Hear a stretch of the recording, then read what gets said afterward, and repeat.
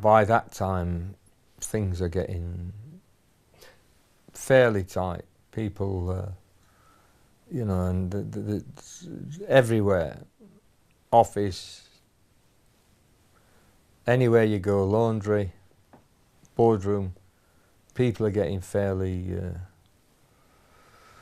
know, they want to get over the line. I mean, you've got a squad of what, 20 players or so. You know you're not got to play every game. But you know, as part of the squad, if you get promotion, you get that medal, you've achieved something there. And you've worked so hard for it. Every single player, every single coach has worked for that all season. And you think, come on, let's just go over this hurdle, the final hurdle. And indeed, I think Gary McAllister was playing for Leicester. I think he ran the show that day for them. But once again, the wee man come up trumps.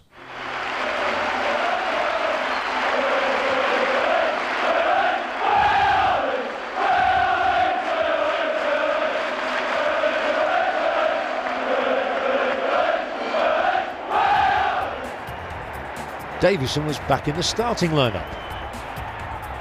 And even when he wasn't scoring, he was looking a real threat.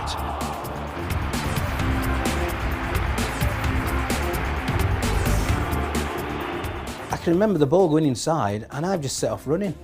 And Moughlin's just gone with Gordon and somebody's knocked the ball through to me. And next minute I'm in the penalty box and all I see is this big guy with afro hair. And I thought, well, that's my brother-in-law. And I couldn't believe it. And I've struck the ball and it's, as my brother-in-law's tried to tackle me, it's gone through his leg and the goalkeeper was Martin Hodge. And it's gone through his leg, well, it's gone into far corner of the goal and it was just unbelievable. Sterling's strike released the pressure valve as over 32,000 fans celebrated inside Ellen Road. And how fitting that one of the fans' favourites, the one known as Zico, would start the celebrations.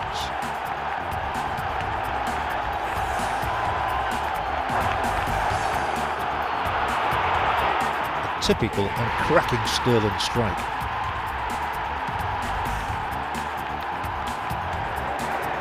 Confidence was flooding through the team once again, typified as Strachan's free kick found Vinnie Jones, who only just missed. And in the second half it was Strachan again, this time linking with Chris Kamara. On the overlap, but Martin Hodge clawed Kamara's shot over the bar. And then the party was interrupted. Leicester's moved down the left, and some finish from a certain Gary McAllister. The powerful drive from the edge of the box levelling up the scores, and only minutes later Mervyn Day, who was in top form, was called upon to save another McAllister effort.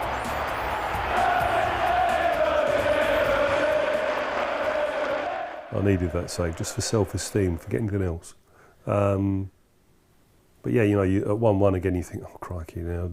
Then you start going through all the permutations in your head about what do we need to do, are we going to go up, are we going to be second, are we going to be third, you know, and you're thinking all the time, and it really it was very nerve-wracking. You know, we put a lot of pressure on, and it was a great volley from Gordon Strachan. Unbelievable. It came out, a ball gone into the box, it come back out, and Strachan were there with a superb volley, and the place just erupted. I think I scored 189 goals in my career, and it's the one I remember more than anything else. I actually still, believe it or not, I get a kind of phantom feel on my left foot, because when I hit that day, I knew as soon as I hit it, it was going to the back of the net. And I don't know if you've played football, and if you get that feeling, but you just hit this thing so well. I still get this kind of phantom feeling on my left foot every now and then. When I see the goal again, I can actually feel what it felt like that day.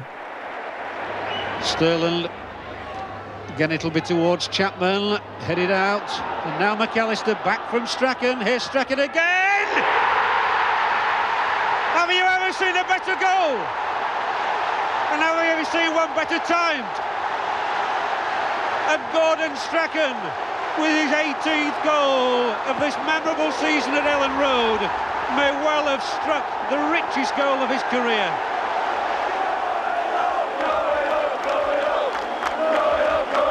Vinnie Jones actually appeared in the stands and told everybody that Leeds had won promotion. They hadn't, because Newcastle had scored late, so fittingly it would go right to the end of the season. Now, in the preparation for the Bournemouth game, Howard Wilkinson took the players away to Adel in North Leeds, away from the pressures of Ellen Road. He often did do that, just to keep their minds focused on the job. But his staff had done their preparations well, and in general, everything was quite low-key. Basically, it was just try and keep them fresh, try and keep their minds fresh, try and make sure that we weren't playing the game before 3 o'clock on the Saturday. And that's when Andy Williams, bless him, copped for an injury that meant he wasn't going to take part.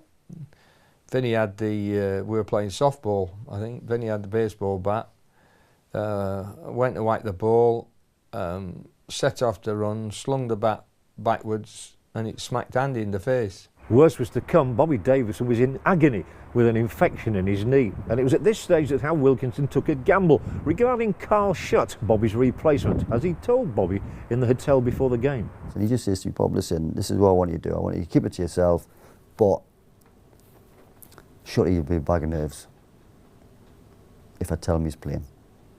He says, so I'm going to tell him that you're playing to the last minute, then you know, he won't be that nervous. Well, I used to go to school with Shutty, and Shutty used to be frightened to death. You know, if you put something on him, you know, he used to, not bottle it, but he used to be a bit scared. So I said to Bob, let's keep this between me and you. Absolutely between me and you and the medical people. So we have a team meeting, and I'm mentioning in the team meeting that I'm playing. The set players are all done, and I'm still down playing. Oh, he must be telling Shutty later on. Get to the ground, and he says, I want you to start. I went, Gaffer, I've got no chance. He says, just start the game. And so it was. Bobby, as planned, went out, half pretended to do the warm-up, came back in, went out and started the game, came off, and Shutty went on. Howard said, Gaffer, I'm really, really sorry. He says, don't worry. He says, it's done the job for me. Shutty's not nervous, he's on now. It was Wilkinson at his best, with Shutt unaware of the plan behind his involvement. It was a hot bank holiday weekend as thousands of fans made the journey to Bournemouth, desperate to see how the final chapter of this remarkable story would unfold. Each and every one of the injured boys went down there, out in force to support it, and it was just mad. It was just, I remember sort of the Friday night, driving to the hotel on the Friday night, and it was just like a sea of white and yellow everywhere, on the all over Bournemouth. Obviously it was bank holiday weekend, and there must have been half a Leeds down in Bournemouth. I just remember it was a sunny day. I remember a sunny day, my family were going down, and we did fancy ourselves to go up anyway, one way or another. On the day of the game, Wilkinson was told that due to the fact there were 10,000 fans around the place, the team bus would have to leave 3 hours before kick-off. Now, he wasn't happy about that. He didn't fancy his players sitting around on a bus or in the dressing room. So what did Howard do? Well, he told the authorities no, they were going to leave at the normal time. And if the congestion was too bad, then the players would simply get off the bus and walk to the ground. Seemed like a little bit of a gamble. Turned out to be a masterstroke. So when it got to that point, stopped the bus, got off the bus, we walked through the crowd, and I'd like to think that the gamble paid off, because the power of the emotion that was coming in from the crowd to them, and such a positive vibe that by the time they got in the dressing room, you know, for a while the mind had gone off the game, and then when they got in the dressing room, all that mattered was, as it were, going out and playing. Then any nervousness I felt that was in there would, at least, I was giving it a chance. Again, sometimes you have to change things. Now, the players will tell you that I was one for, you know, they almost could predict what I was going to do in terms of arrangements. But sometimes you've got to be prepared to think outside the box and think what in the circumstances is best, what might work best. And on that occasion, I think it did. I've never seen as many Leeds United fans at a game. They were on the beach, they were playing football on the beach, there were cans of lager everywhere, they were just enjoying themselves, and it was going to be a day which they knew and we knew we were going to win. When you've gone in there, try to get that over that final hurdle, the pressure's on, the boys went out there, just totally professional, just totally focused, done the job, workmanlike manner, and got the job done.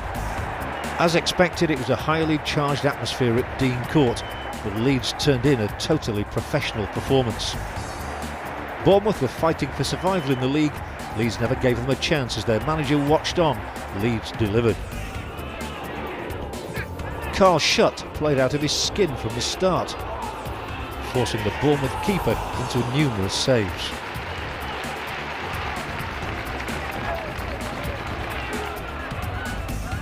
It was heady stuff for the fans in the sun, but Leeds just couldn't force the issue.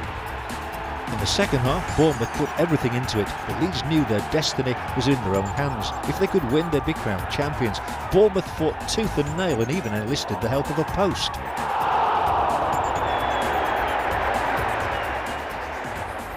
Cammy were told to stay in the middle, and all of a sudden he's gone out right wing, and a ball's got down the line, and Cammy's run after it, and he's knocked a great ball in. And there he is, Chapman, with an header. Boom, 1-0. Well, the ground erupted.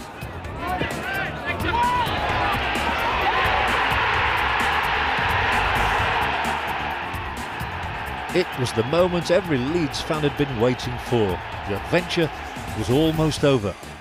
They had one hand on the title.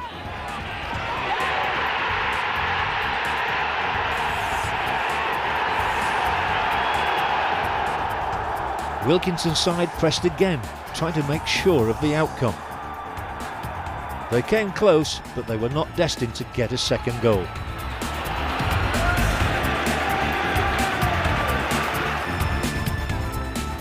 That hardly mattered. When the final whistle went, the exhaustive season had finished. Leeds United were the champions.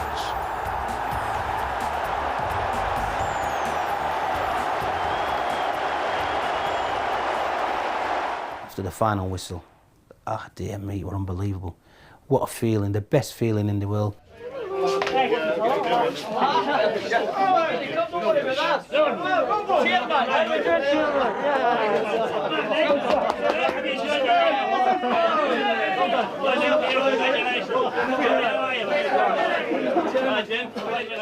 As tired bodies celebrated in the changing room after the game, the final realisation that the dream had come true was almost too much for some players.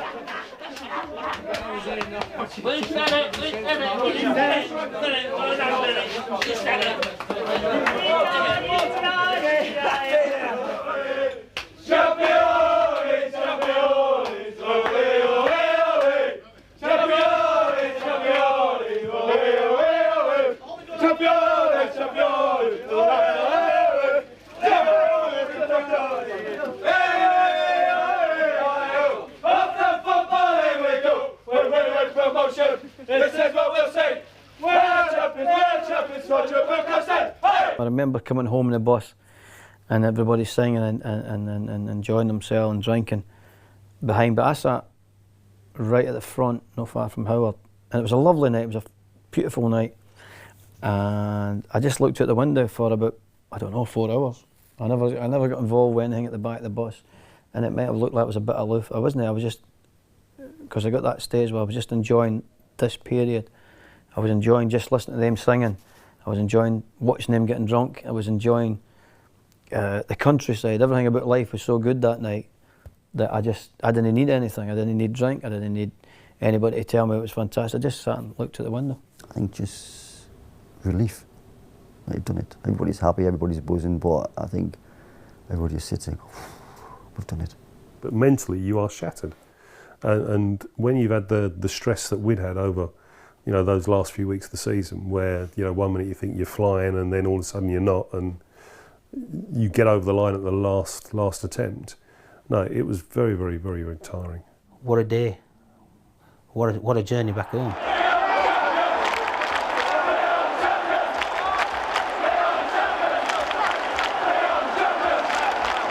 deliriously happy, obviously.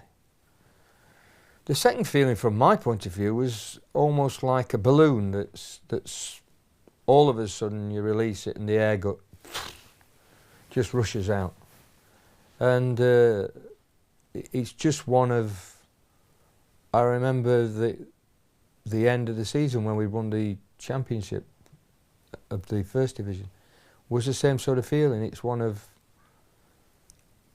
almost, not anticlimax, but there's the bit where you've done it, and then there's that bit after, when it seems that everything that's gone before suddenly hits you.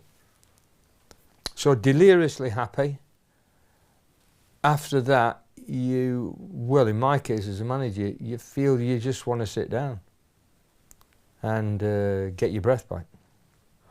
It was a terrific achievement by Howard Wilkinson and his players, and at last, after years languishing in the doldrums, Leeds were headed back into the top flight of the game. As one journalist described it, it was the reawakening of a slumbering giant. 2 years on, Wilkinson would take Leeds to the First Division title, a year before it became the Premiership. There is no doubt, though, that this was the beginning of Leeds United's second golden era.